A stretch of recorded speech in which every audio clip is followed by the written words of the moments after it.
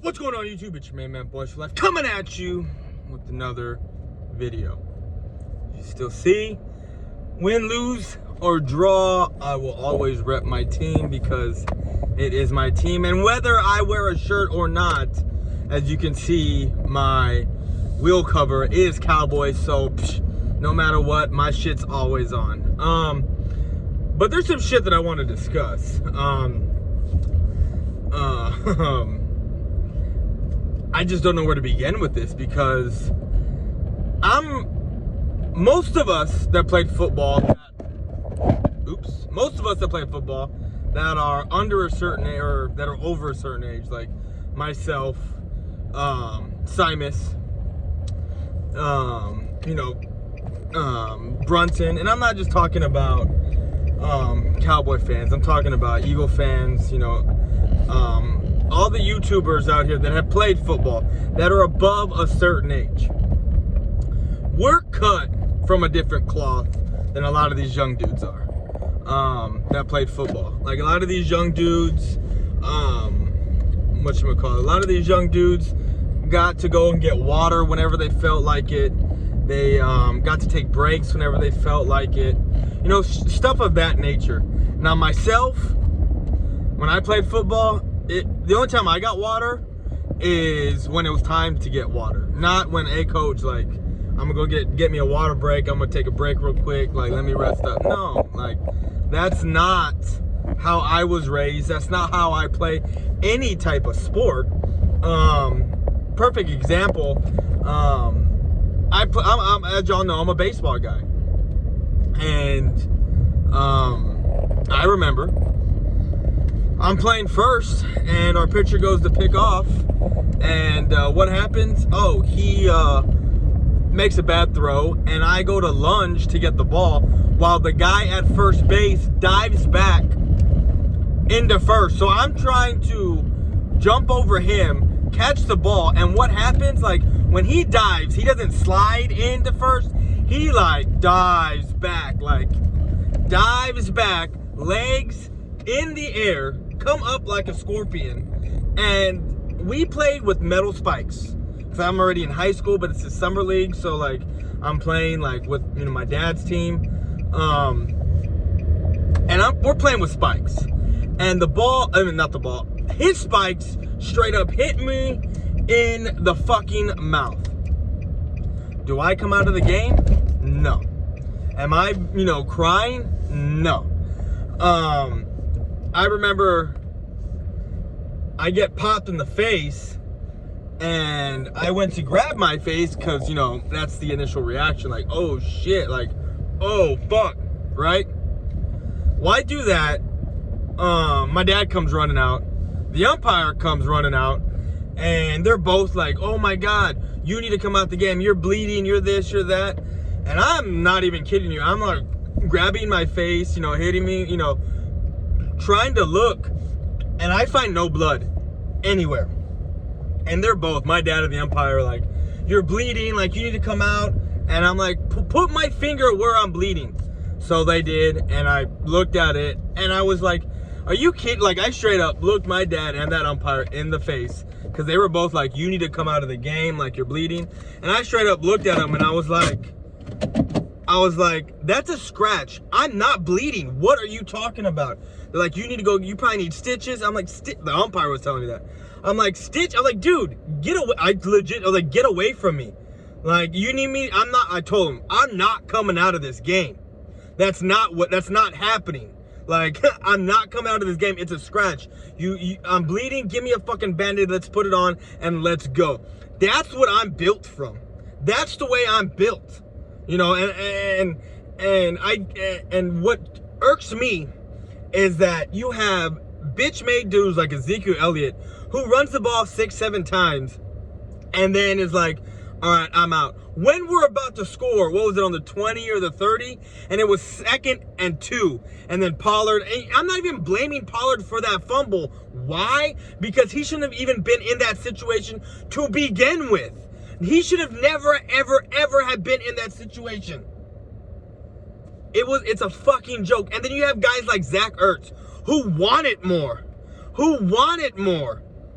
going in with, he leaves for like half a quarter, comes back with broken ribs, and still plays the game. You have guys like Fletcher Cox with a fucked up elbow, heating pads before the game to get it loose, smacks it on Ezekiel Elliott's helmet. And when that happened, I was like, oh, dude, game over. We're going to come back. We're going to win. No, what happens? 2 plays later, he strips the fucking ball from Pollard with a fucked up elbow. And you have our best player, first of all, with 13 touches, and this is what irks me the most right here, is we got away from our identity. Kellen Moore wants to prove himself and prove Dak is the man, when you have no business getting away from running the ball more than 20 times. None. Ezekiel Elliott had 13 touches. Are you fucking kidding me? 13 runs. 13 fucking runs. Are you shitting me? Man, I cannot stand this bullshit, dude.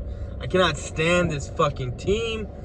Ugh, sometimes it just drives me insane. Drives me insane. Because I know what this team is capable of. I know what this team can do. This team is just full of bitch-made motherfuckers. You won't, like...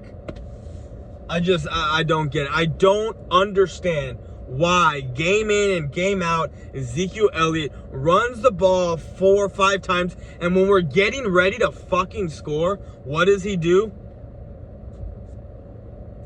Like, are you fucking kidding me? Fucking, he gets us down into the 20, the 30, and he's like, come on, I'm out. Pollard, you're in. What the fuck is that bullshit, dude? That is just complete bullshit to me, dude. I cannot stand motherfuckers like that, especially when you're getting paid upwards of 90 mil over 5 years. You pull that kind of bullshit. It is just amazing. It is amazing how these players are. It's like, pay me first, and then that's it. It's like, you get these guys that are top-notch players, you pay them without them ever doing anything. And I really want to know who the fuck started that bullshit. Like, who is the one motherfucker that started, oh, you know what? We haven't won Super Bowl, but you're the best player on our team. Let's pay you handsomely. Because that's what these guys are. Before that, it used to win me Super Bowls and then you get your money. You know what? You know why I think Ezekiel is so bitch made? This is what I grew up with. You have, it's the, what was it, 92, is 93. Emmitt Smith breaks his fucking collarbone and plays a whole half with his shit broken. With his shit broken. That's what I'm thinking every time I think running back. That right there. Not this bitch made, oh, let me run 6 or 7 times, get my team down to the 20, the 30. All right, I'm out. All right, I'm out. Shit is fucking ridiculous, dude. I cannot stand this shit. I cannot fucking stand this shit. And again, I don't know why the fuck we passed 44 goddamn times. It's not like we were out of the, it's not like it was 33 to 3. It was fucking 17 to 9 basically. It was 6 to 10 half the game. And you want to get away from your fucking run and throw the ball 44 times, especially when your quarterback is injured and you want to throw the ball 44 times? I'm not using that as an excuse, him being injured. That's why I use the quotations. But at the same time, it's like, if you're saying he's injured and you throw it 44 times, is he really injured? Especially when, and I've been saying this since we drafted Dak Prescott. This motherfucker cannot hit a wide open, he can fuck up a wet dream. Gallup, open. Tavon Austin, behind the defense. Gallup, behind the defense. Cooper, behind the defense. Nothing. How hard is it to arc up the ball and drop it in? This motherfucker lines it, dude. Lines it over motherfucker's head. How stupid of a quarterback are you? Dak Prescott is a good quarterback. He has a, if that dude can just move up with his accuracy and arcing the ball when it's downfield like that, it's a whole different ball game with that guy. It's a whole different fucking ball game with that guy, because there are our receivers. 3 times we got behind the defense and he couldn't connect. All he needed to do was connect once, one time.